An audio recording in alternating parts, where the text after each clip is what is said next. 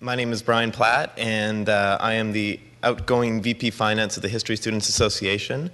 And I'll just quickly tell you that the History Students Association is a partner in this event and with the lecture series at IK Barber. And if any of you are interested in becoming more involved with history at UBC, you should definitely look up the History Students Association. We partner on academic events and social events all year, and you can talk, if you were interested in getting involved, you could talk after today's presentation to Isabel, who's sitting in the front here. She's the president of the HSA for the next year. And it's my pleasure today to introduce Dr. Neil Safier. He is my professor currently in one of my courses right now on the Enlightenment in Europe and beyond.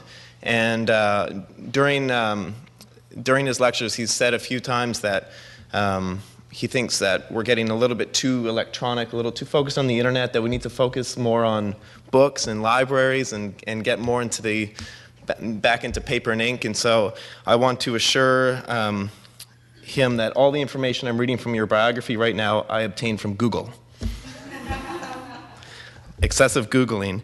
Dr. Safier has a PhD. Am I saying Safier or Safier? Safier has a PhD from Johns Hopkins University. He was a professor at the University of Michigan and a postdoctoral fellow in the Michigan Society of Fellows. He's also done a postdoctoral fellowship at the University of Pennsylvania and is now an assistant professor of history here at UBC. His research areas include early modern cultural and intellectual history, cross-cultural transmission of knowledge, literary genres of travel and exploration, narratives of cultural encounter between Europe and the non-European world, comparative imperial history, history of cartography, colonial Brazil and the Amazon River region, and the Atlantic world. And he's published articles in many different publications, including the Huntington Library Quarterly, an edited collection called Science and Empire in the Atlantic World, and the Revista Brasileira de Historia. His book that he's going to be reading to you today is called Measuring the New World, Enlightenment Science in South America. It was published in 2008 by the University of Chicago Press, and it was the winner of the 2009 Gilbert Chinard Prize, I don't know if I said that right, from the Society for French Historical Studies and the French Institute of Washington. And I'll just quickly read two blurbs from reviews of the book and then hand it over. The American scientist called the book a deft, thoughtful examination of what happened to European Enlightenment science in an American setting, and of how South America was depicted in Europe as a result of this exploration.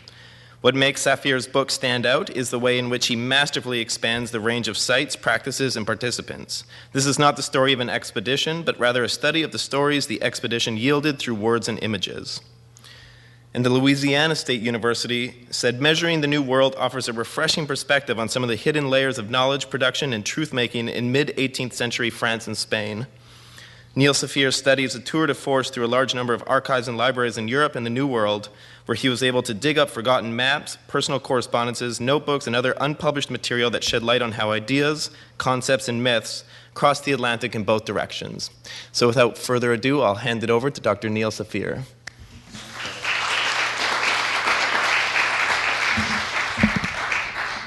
Thank you very much, Brian. You're hired to accompany me on any future book readings that I do in Canada or elsewhere. I hope there will be some. In any case, thank you all for coming. I think this is a wonderful example of the Barber Center taking the initiative to invite authors who are faculty members here at UBC to come here and present their work. I hope that we can keep doing more of these initiatives, because it seems to me that there's a lot of very interesting research that's being done at UBC that we don't find out about. So I'm thrilled to be here and to be participating today.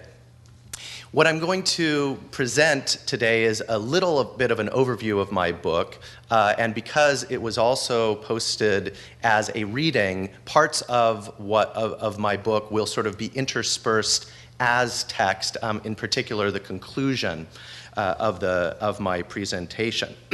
But first, I'd like to take you to give you a little bit of a graphic overview of some of the worlds that we're going to be looking at today. As Brian mentioned in his introduction, a lot of my work revolves around the idea of connections between and across geopolitical boundaries. And you can see this very clearly in the map that I have on the screen.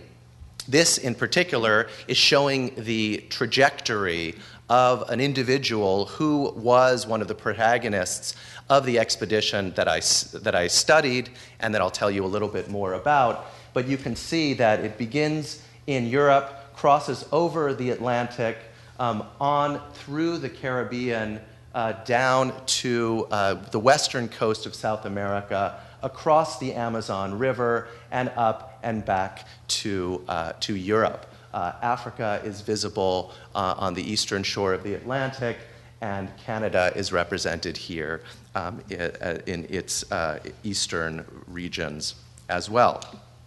But first, what I would like to do is to take you to a very small village that is located here in Cuenca, or near Cuenca, in the what was then the Viceroyalty of Peru.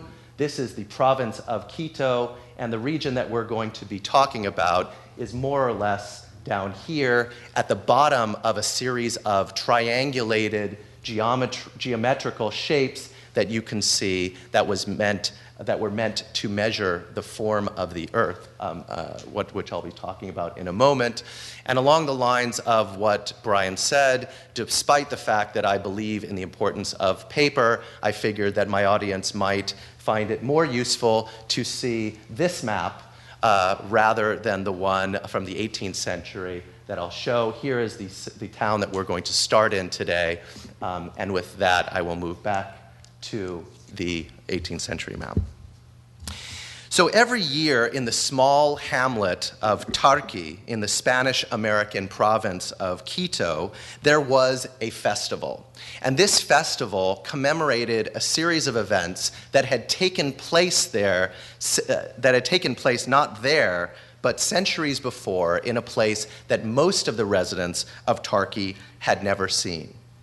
In preparation for these festivities, the residents of Tarqui donned colorful banners, mock weapons, elegant tunics, and mounted steeds and horses, and trotted out to the open fields, where the day was spent racing, jousting, and parading among themselves with their faithful squires at their sides. Of course, their squires were actually their costumed wives. Framed by the lofty peaks of the Andes and the church towers of colonial Cuenca in the distance, the locals galloped and whirled and strutted in what amounted to a florid equestrian ballet. This may strike you as an odd thing to be taking place in the largely indigenous city, or village really, of Tarqui.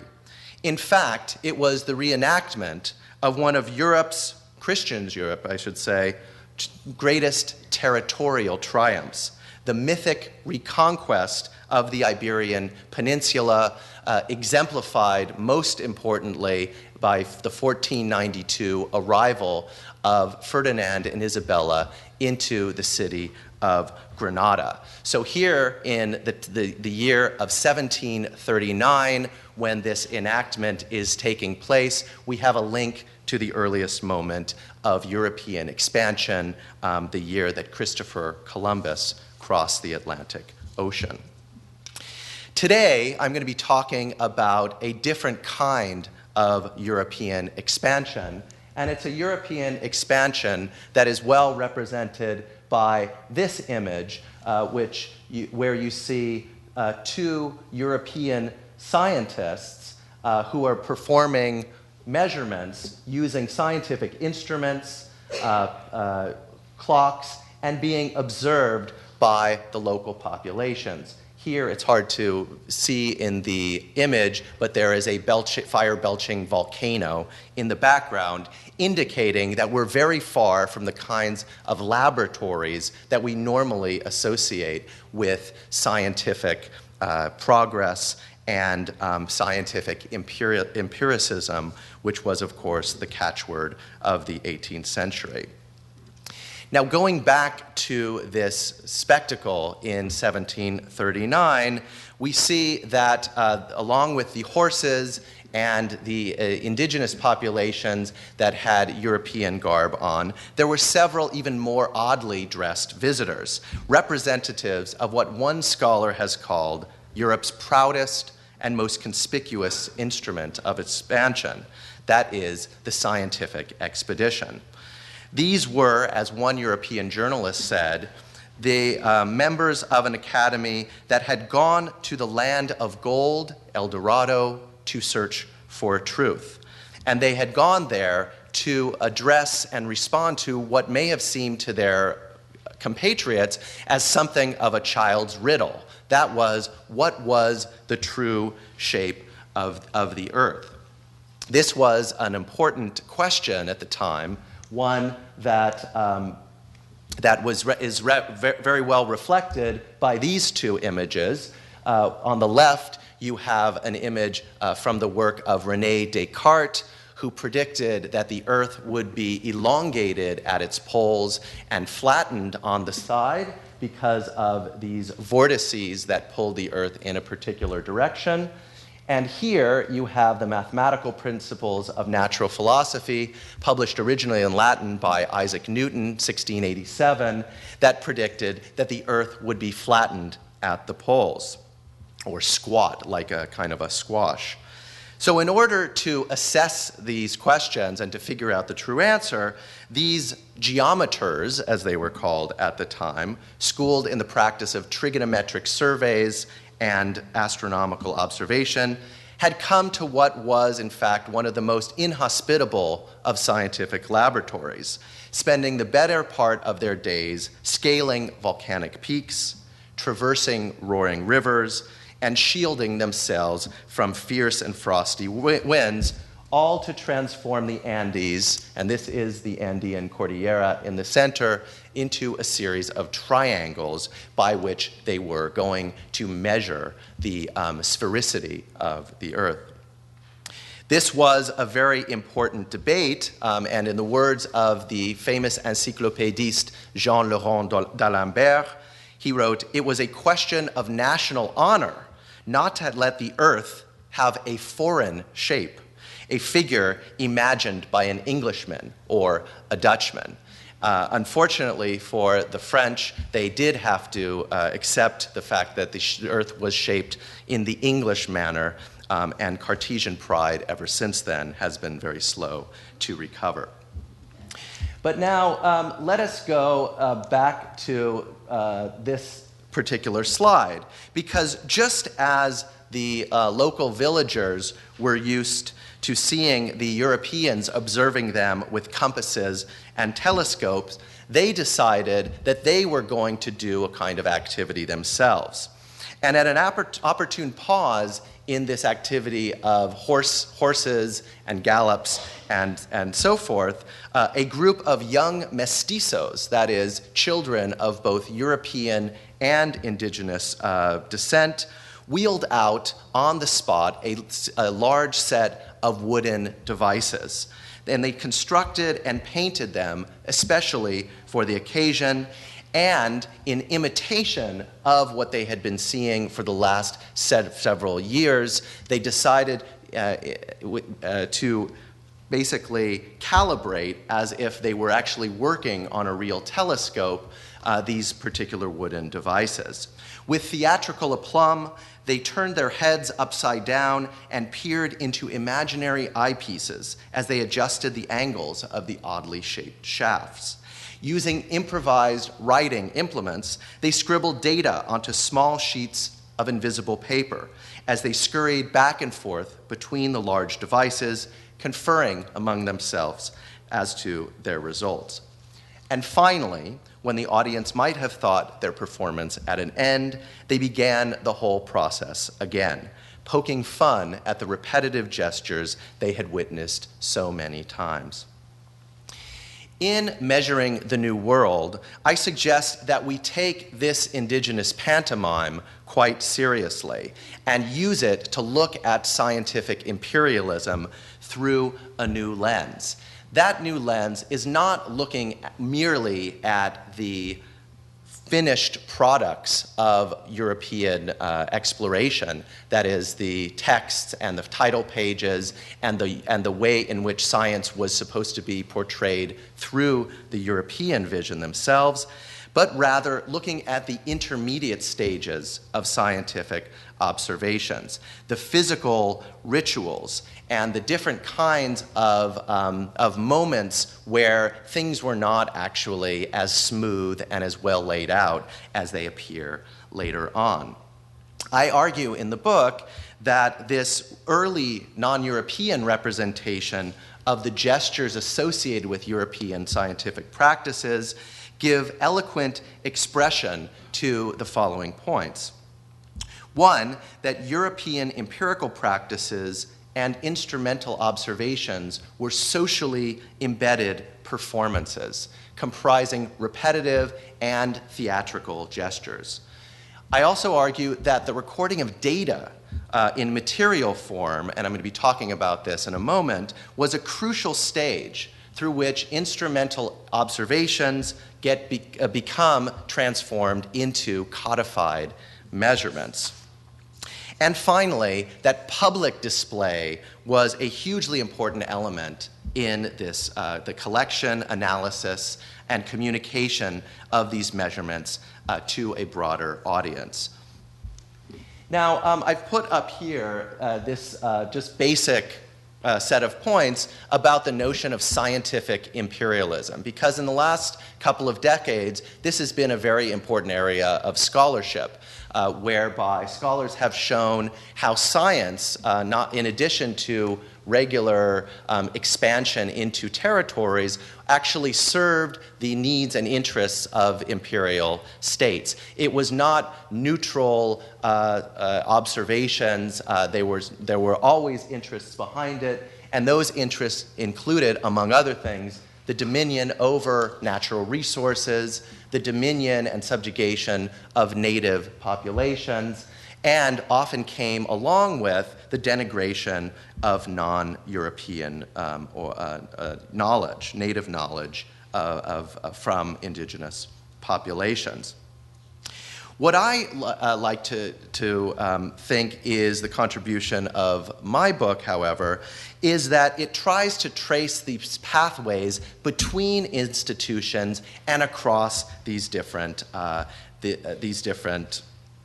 boundaries, looking at series of textual and material monuments from this expedition as it moved between continents and across cultures.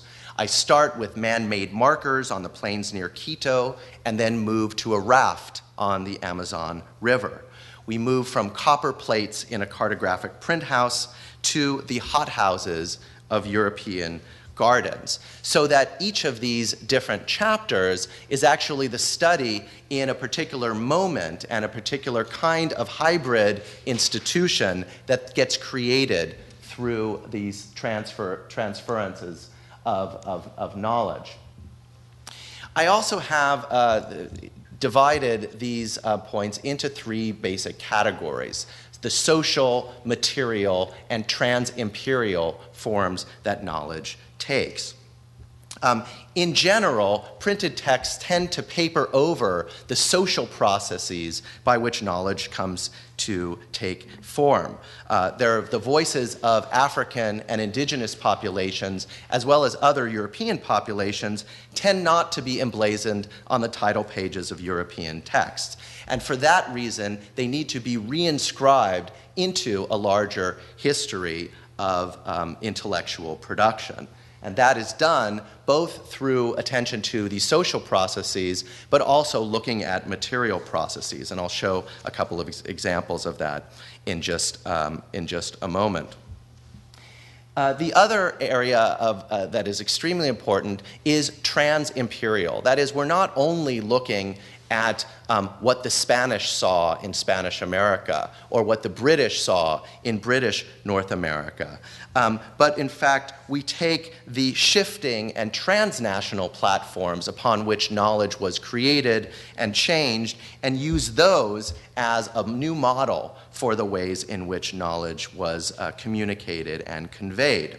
The focus on itineraries actually de-emphasizes what is usually called a kind of a static center versus periphery model, where expeditions are sent out to these peripheral spaces and then knowledge is collected and codified only at the center in terms of the institutions who were designed specifically to do that. So I hope to give you some sense of exactly how I do that.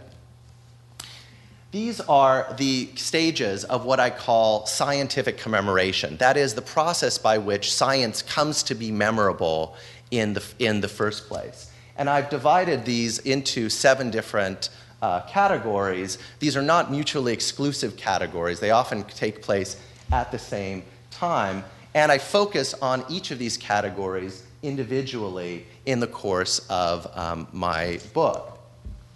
Each of these categories, from inscription to narration to reception to correction to criticism, translation, and finally abridgment, is looked at by looking at a particular monument, textual or otherwise, from the expedition. And this will become clear in a moment. This I wanted to just sort of give you are 2 images from taken of the protagonist of the expedition to Quito, Charles-Marie de la Condamine, who was a member of the French Academy of Science. Here you can see he's being shown sort of on the spot along with his scientific instrument, a snake and another sort of difficult to recognize animal. Could be many things. This sort of looks like a turtle, but probably is not. Here you have the fire-belching volcano once again.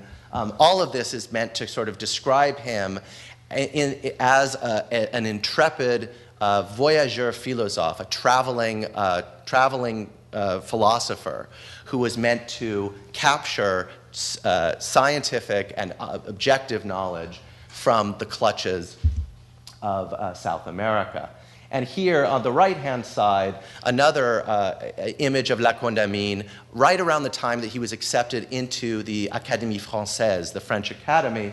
And what is interesting is on his desk is an open text that is listed, Réponse à Monsieur. So he's responding to criticisms of his accounts. And La Condamine, one of the things that characterizes him in some way more than other of his contemporaries is precisely the fact that any time that he was criticized, he responded vehemently and vigorously to those attacks, so that creating a reputation for himself was extremely important. And one of the things that I argue in the book is that even along the way during his expedition, he was already thinking about the reputation that he would create for himself back in Europe. And he used the information that he garnered from local individuals, from indigenous populations, from Africans who assisted him, in ways that would allow him to claim a certain kind of intellectual hegemony over the results of his expedition and not share it with anybody else. I'll show you a couple examples of that in just a moment. I'm going to run through and very, very quickly how these different stages of scientific commemoration actually work. And I think that in a sense, you'll get an idea of the wackiness of some of the projects that these Europeans engaged in order to make science memorable for themselves in the New World. This is the image of a history of the pyramids of Quito. These pyramids were actually constructed on the baseline, at the baseline of the measurements that they were doing just outside of Quito. And here you can see letter B is one of these pyramids, and here is a model form of this. This was responded to a desire that they had to inscribe the results of their expedition on the very territory that they were passing through. It was not enough for them merely to write an account of this and claim that this was the case back in Europe. No, they had to actually make this into a material object and plant it literally like a flag onto the territory. This raises a very large question, and it's a question that at the time was very fiercely debated, the question of authorship, the question of who actually had the right to speak on behalf of these scientific experiments that were taking place there. Was it the people who actually helped to build these monuments, or was it the French academicians who had been sent there? The Spanish members of the expedition didn't think that their king was actually getting enough recognition. So they went to the audiencia, which is the local judicial authority, and tried to actually get them to take certain words off of this plaque written in Latin, which some people objected to, thinking that it should also be written in the local language of Quechua, and so on and so forth. So this was a situation where you had all kinds of competing interests that were going into this whole idea of inscribing the results of scientific expeditions on European soil. Here you have another image of, this time, of La Condamine, who is literally inscribing a text where the equator hits the Atlantic coast on the stone of Palmar, but of course he is also inscribing himself into the book that is going to be published from his expedition, showing himself as a representative of this scientific journey.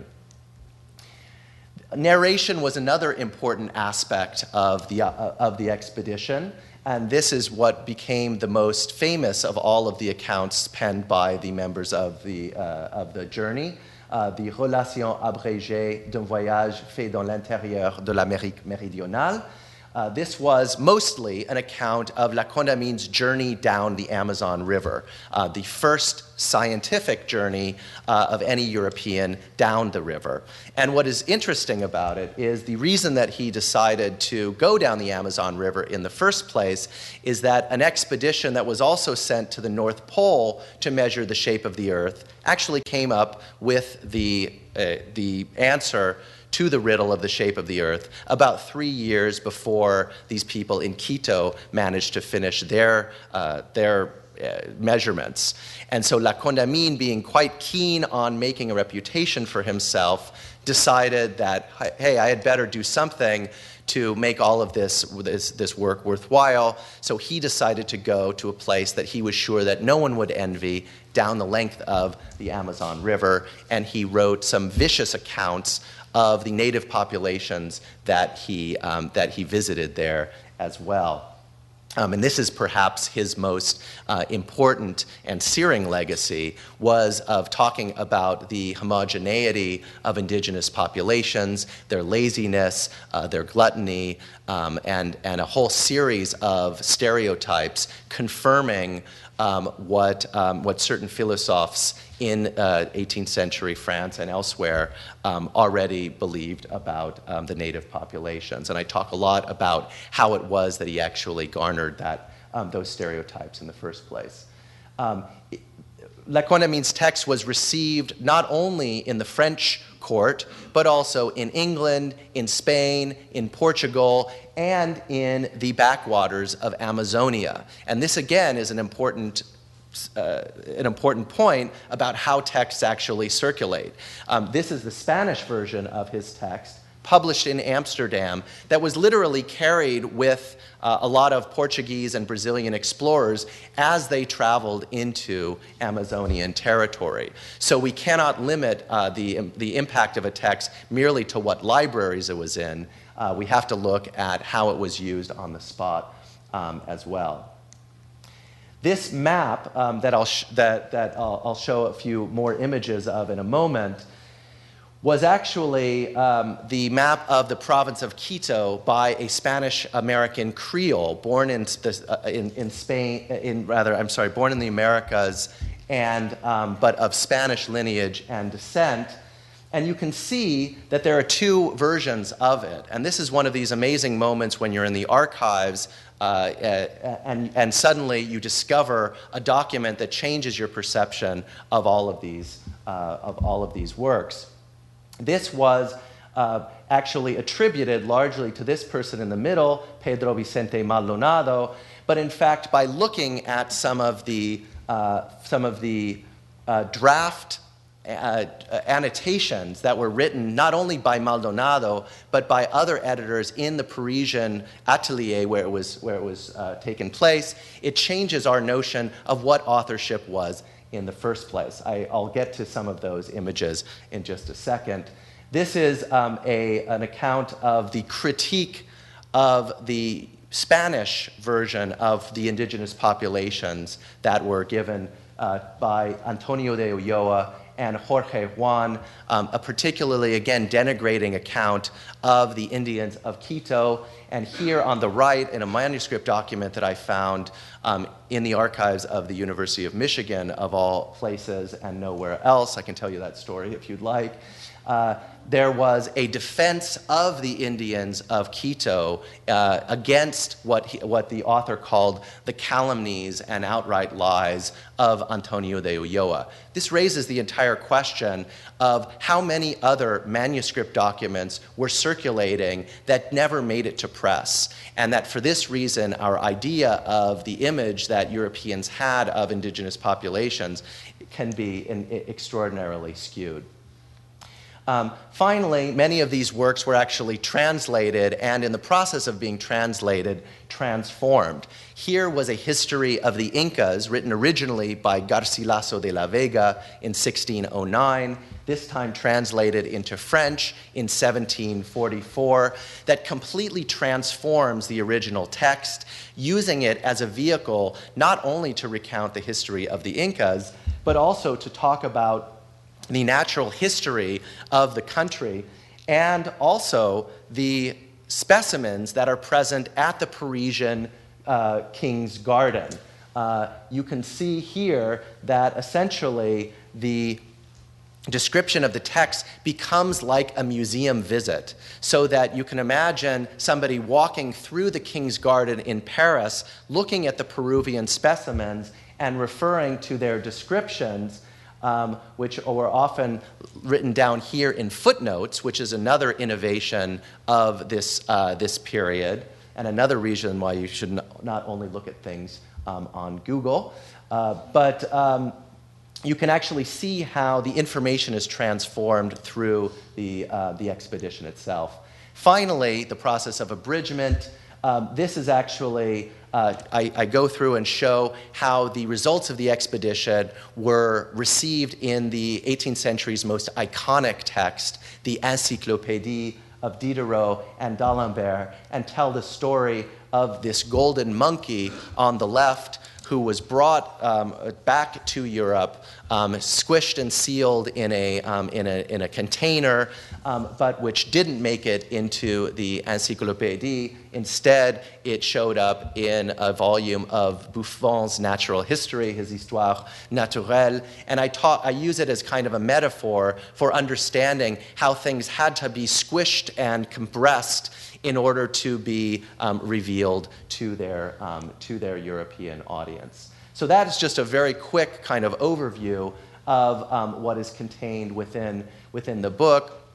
As you can see, each chapter focuses on a quite different set of materials. And I think that this also goes against the grain of certain kinds of studies which only focus on a particular genre, for instance. I specifically wanted to reveal different kinds of genres, different kinds of materials, different kinds of authorship, and different forms of editorial practices.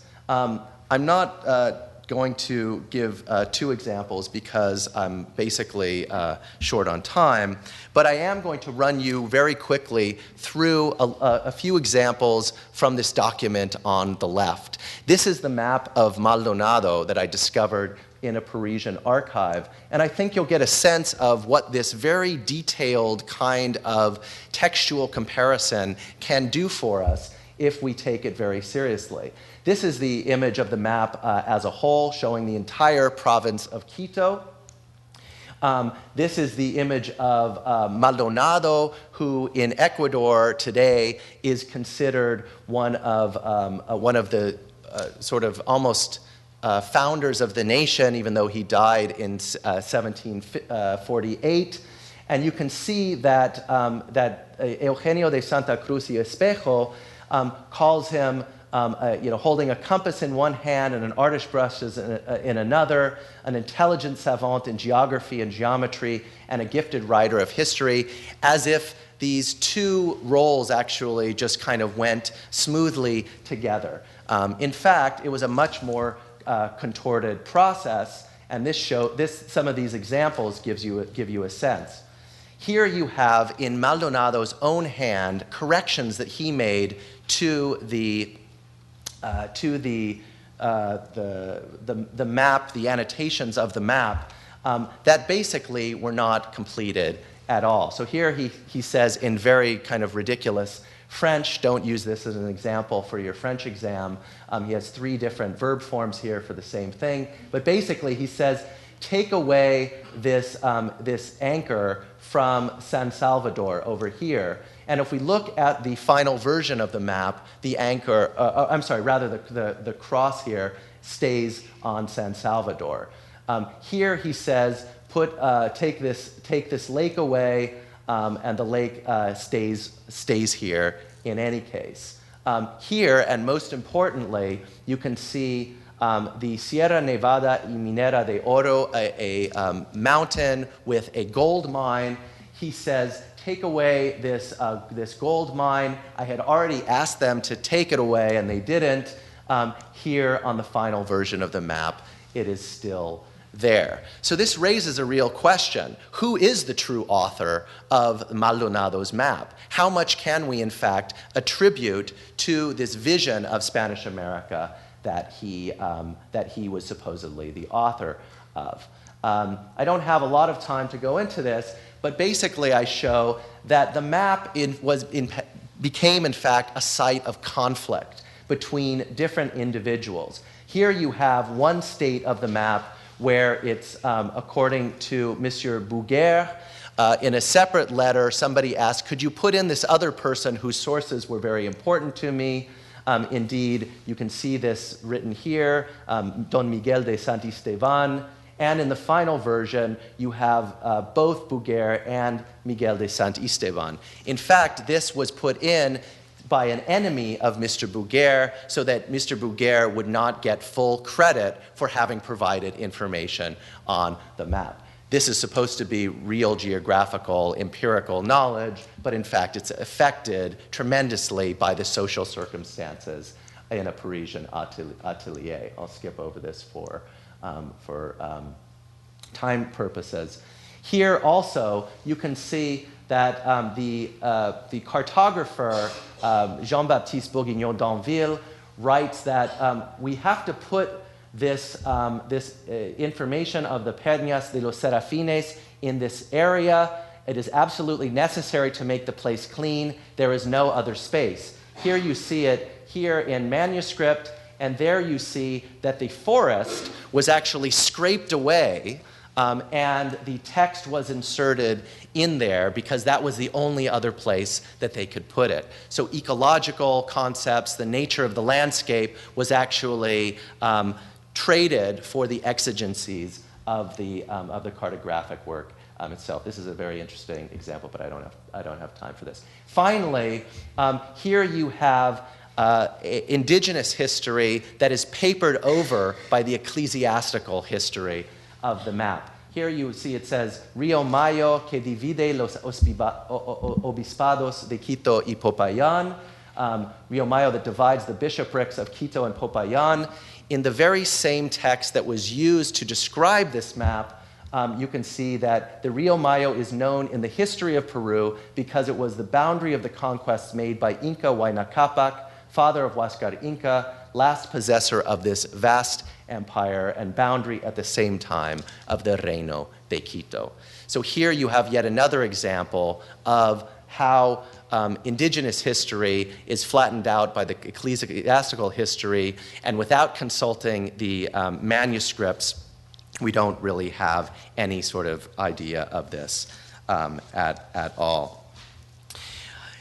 As a way of conclusion, I want to talk just in the last couple of minutes about a very interesting aspect of La Condamine's journey back down the Amazon River across the Atlantic, back to.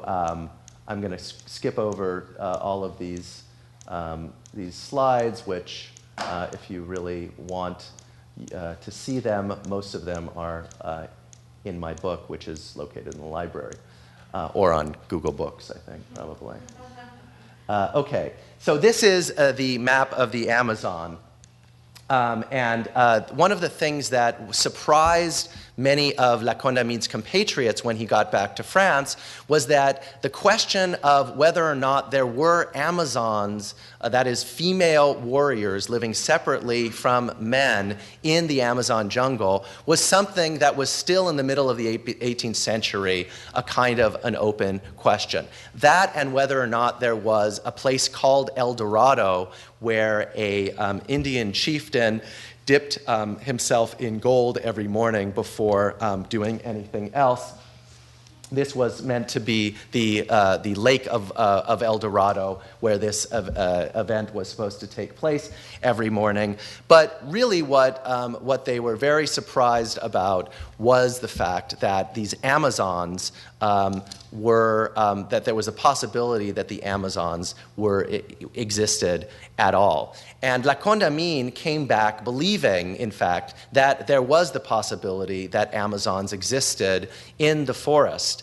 And he likened the possibility to two things. One was the presence, the maltreatment of Amerindian women by their husbands. He wrote that it was not surprising that women would sort of try to escape from the way that they were treated by their husbands in this way.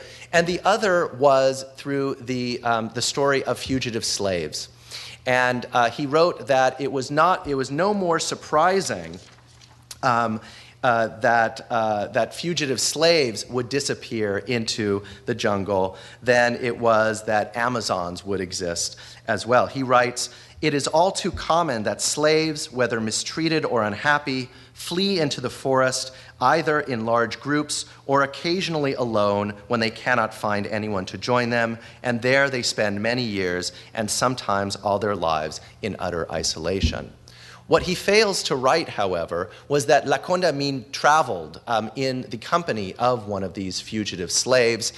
He wasn't just traveling in the company, however, he was providing conveyance for this fugitive slave to go from the Brazilian town of Pará here across into French Guiana. Here's a little bit more detail.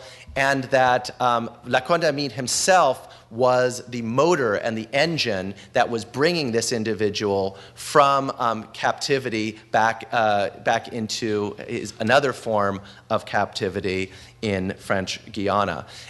It is this experience, I argue, that formed the basis of his knowledge about fugitive slaves, which in turn formed the basis of his knowledge about the Amazons in particular. But he represses and suppresses all knowledge of this individual. We only learn about him from another account that was given by somebody in Cayenne.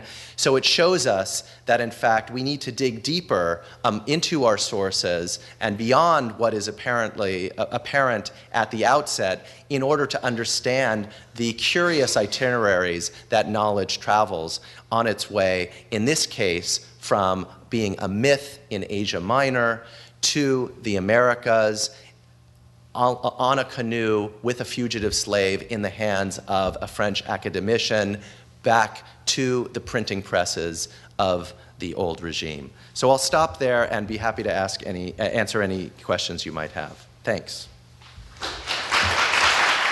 I was interested in your reference to La Pandemie and Vivance.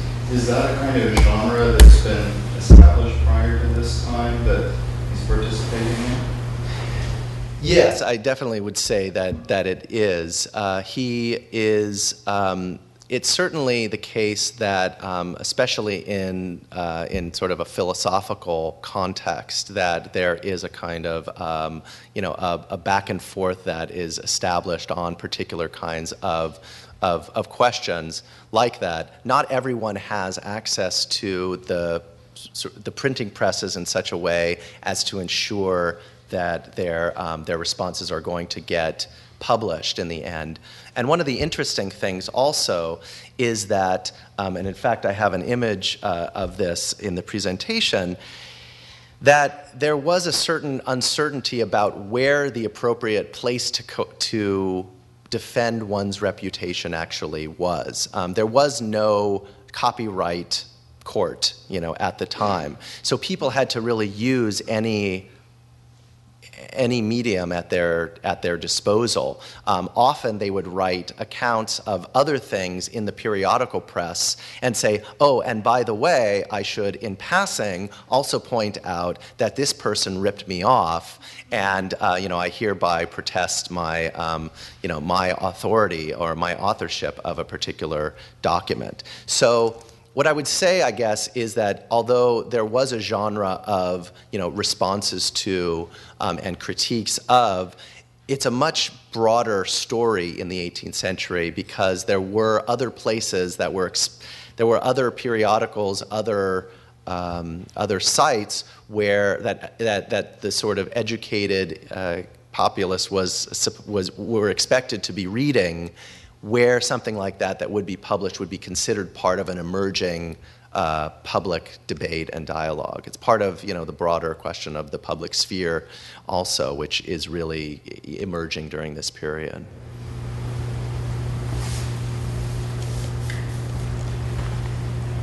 Cool. You talked in the imperial science, or the scientific imperialism, I guess, about the denigration of indigenous knowledge. And I wonder, other scholars have said it's more complicated than that it's in fact indigenous knowledge being used as kind of a foundation for what becomes Western science, that it gets masked in that process. And so I wondered if you saw that going on here in your work as well. Absolutely, yeah. And I really, the denigration of indigenous knowledge is merely, it's one of the sort of most common tropes that exists. And I would say that it is equally present as is the sort of reliance on the indigenous knowledge as the foundation for this. I think what ends up happening is that certain, and sometimes people like Lequinamine and others are very wily about the way that they enlarge or decrease their categories in order to allow or disallow certain kinds of actors to participate in what it meant to create this kind of knowledge. Geographical knowledge, for instance, there's a hierarchy. If it is observed by a European, for instance, it's sort of given the kind of highest hierarchy imaginable, and one can sort of put it in the narrative account in general. Although if that European is sort of is one of your enemies, or is somebody that you don't like, then you don't necessarily want to include him, as I showed in the case of this other guy, Bouguer. But indigenous knowledge, native knowledge of geography does also get inscribed into certain parts of the map, especially in places where it represents a myth or some kind of desire of knowledge that the Europeans were very, very keen on having some sort of response to. It really this also depends very largely on what area you're talking about. In terms of natural history, for instance, there is a tremendous amount of knowledge that has been accumulated over time that is at root indigenous knowledge, and that gets codified into European texts and then is repeated as if it is sort of coming from the authority of the European manual. So in that sense, I would absolutely agree that that these are often there's an unwitting way in which the knowledge is sort of made normative when it enters into the European account, and all of the ways in which it did that, whether it's manuscript or orally, kind of fade away. But I think part of the problem is that it's impossible to make some sort of blanket statement about any of these, because it really requires the attention to these particular moments and going back in that way. Janet. Your book had me thinking about several aspects of your book. Had me sort of thinking about the idea of historical motivation, and so. On one hand, you're talking about the idea that the explorers want some sort of acknowledgement. And then separately, you talk about the anonymous critics and how you decide to extract from that a meaning that I think you say goes beyond, it can't be reduced to any particular collectivity. Right. So I was wondering if you have any thoughts about this idea of motivation. Like, is it just that they want this public acknowledgement, that they're still willing to erase these other cultures, and in this case specifically, everybody who comes into contact with them. Right.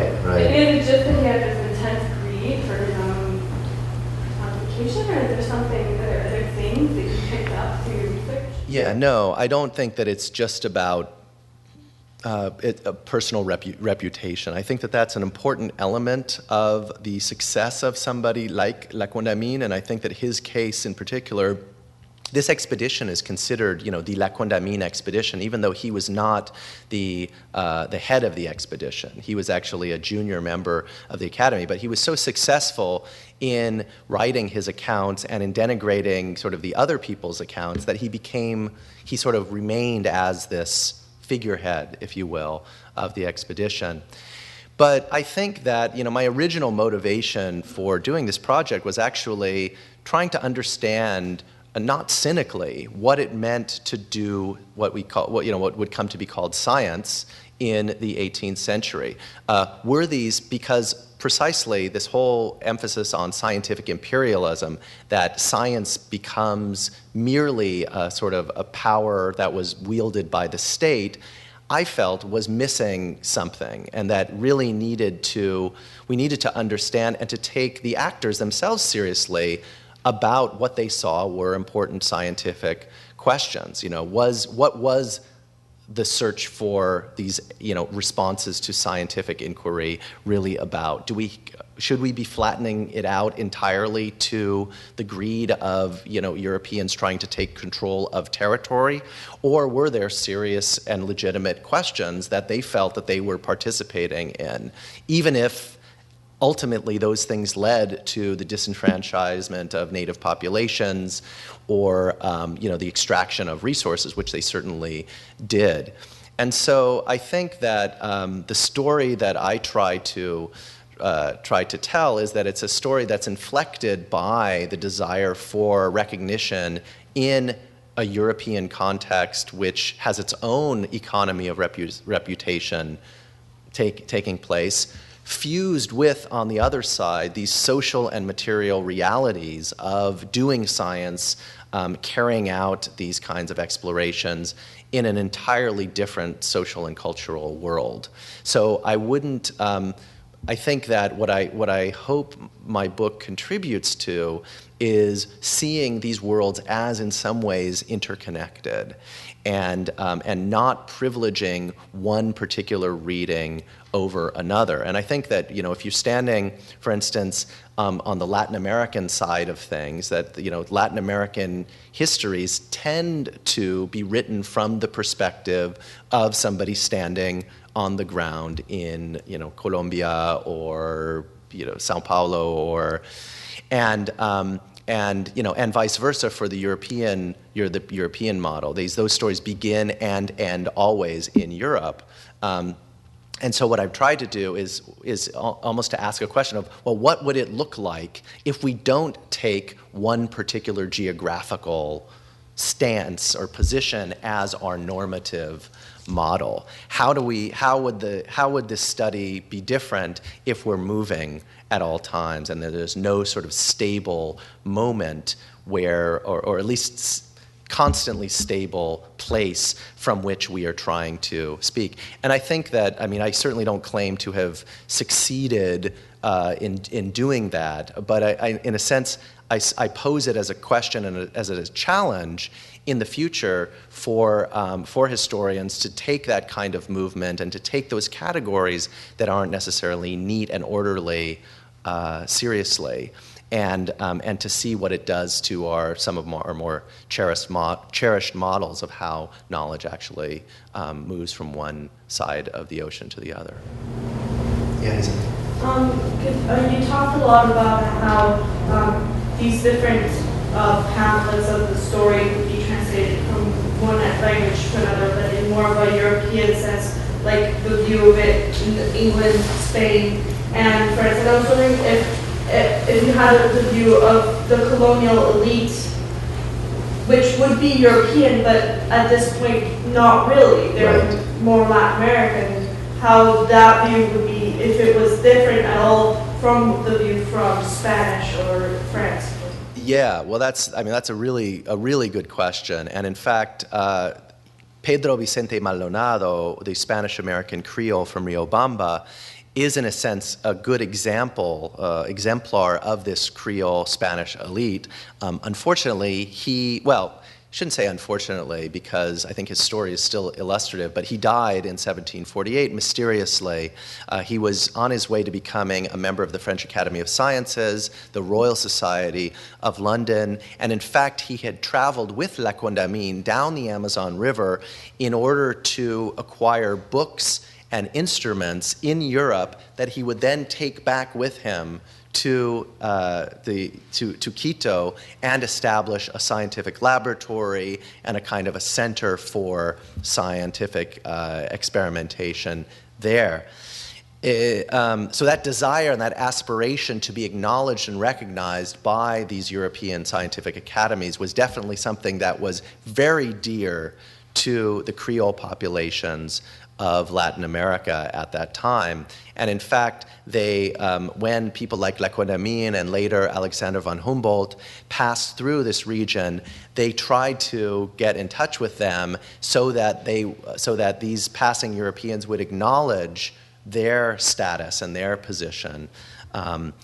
Usually the way that the story goes in terms of Latin American history is that that this kind of interest in science and this interest in natural history of their own territory sort of funneled its way into a kind of a recognition of the difference between European and Spanish American territories that ultimately led to independence. I think it's a bit of an oversimplified model, but I do also think that it's clear from their writings that there was a kind of an admiration for these traveling savants, these traveling intellectuals, and they really did feel that for them the Enlightenment arrived in Spanish America with these expeditions, and they wanted to sort of use that as a way of proving their own superiority to some antiquated models of political models back in Europe. Okay, well, thank you again for coming, and